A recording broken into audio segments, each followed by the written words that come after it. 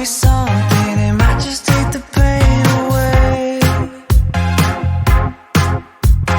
Ito ang aming gawain ngayong araw na to.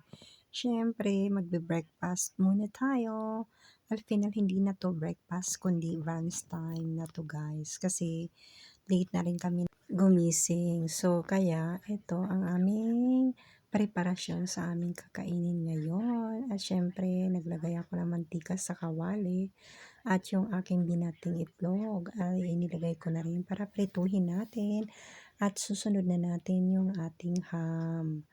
Para naman masarap siya, kailangan muna natin siyang initin dyan sa kawali guys. Kung saan natin inango ang ating itlog, 'di ba?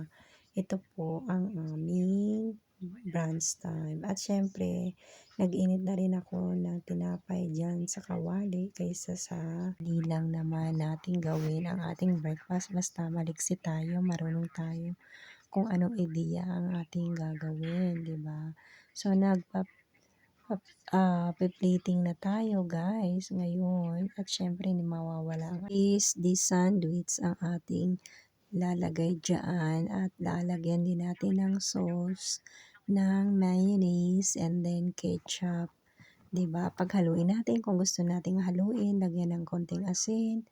At saka lagyan natin ng asukal at batihin natin. Meron na tayong salsa rosa ang tawag dyan guys, okay? At syempre, hindi rin mawawala ang ating sandiya kasi nga, sobrang init ng panahon, kailangan talaga tayong kumain ng ating prutas na kailangan ng ating katawan tuwing summer. And then, tinanggal ko na nga yung side nito dahil mas magandang nakakasigurado tayo na malinis ang ating kakainin.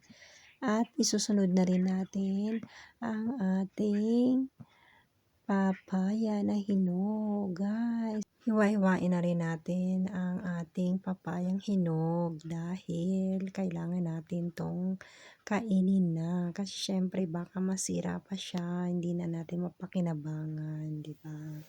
So, kainin na rin natin ang ating papaya for our dessert ngayon. Di ba?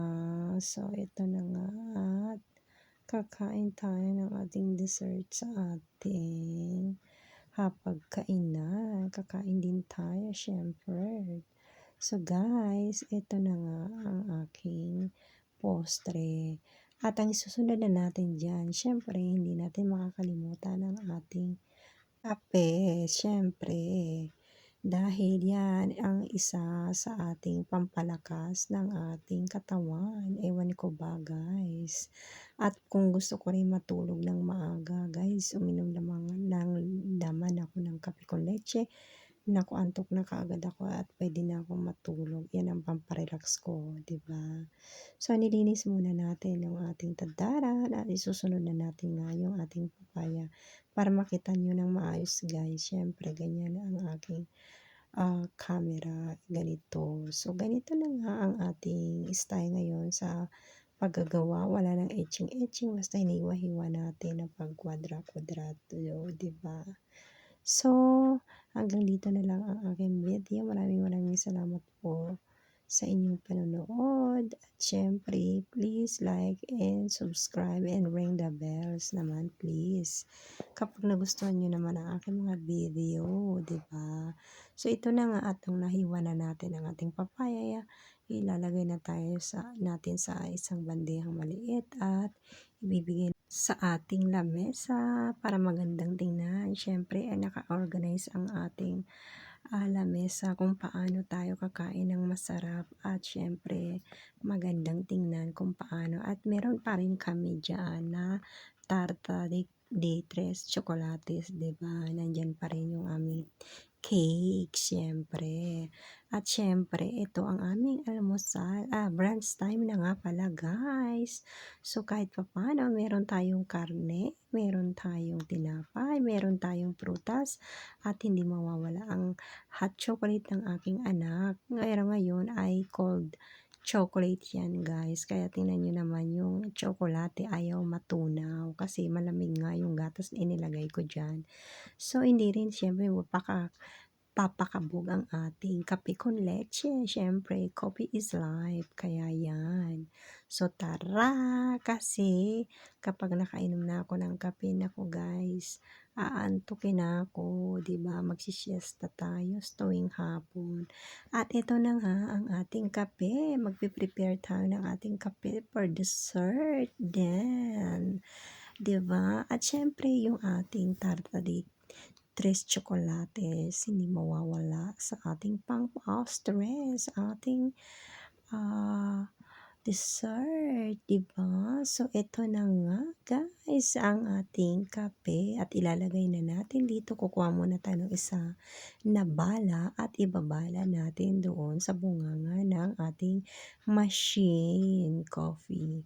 And then, bubuksan natin to at pagkatapos lalagay natin yung ating tasa para naman makagawa tayo ng kape. At siyempre yung side na doon sa likod ay lalagyan natin siya ng tubig at ito ay bubuksan natin sa ibabaw at ilalagay na natin yung ating kape. At pipindutin lang natin yung ating on. 'Di ba?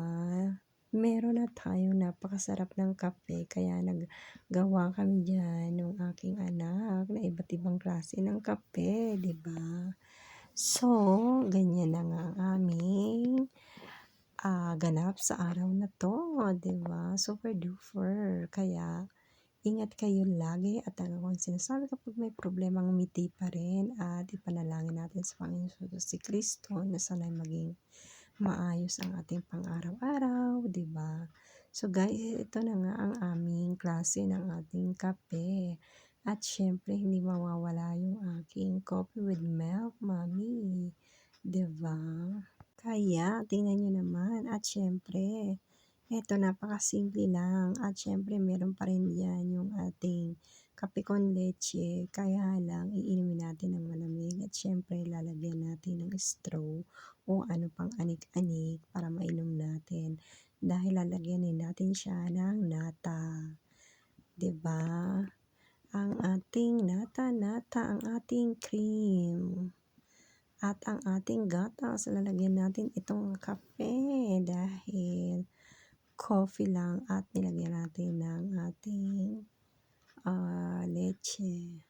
So, ito na nga ulit at gagawin natin to. Ilatatas lang natin para dyan ilalagay natin yung ating kape. At natapos na nga ay tatanggalin naman natin ngayon. At syempre, gagawa tayo ng another coffee. So guys, yan na nga ang aming routine sa araw na to. So hanggang dito na lang po ang aking video. Please like and subscribe and share na rin po kung magustuhan niyo ang aking video. Salamat po ulit sa panonood at ingat po kayo lagi. Sige po, bye-bye na ulit. At ingat ulit kayo lagi. Bye-bye. Taran-taran. Taran-taran. Ito ang aking kape na napakasarap. Taran-taran. Taran-taran.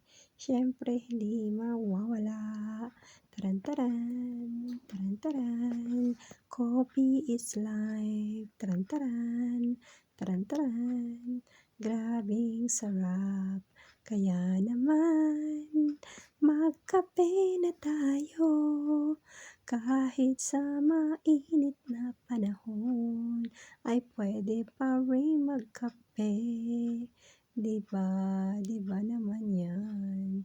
At kung anong-anong sabor ang pwede nating ilagay, ay pwede dito sa ating kape.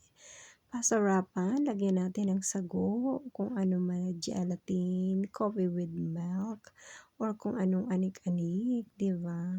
So guys, hanggang dito na lang ulit ang aking video at ingat po kayo lagi. Bye-bye!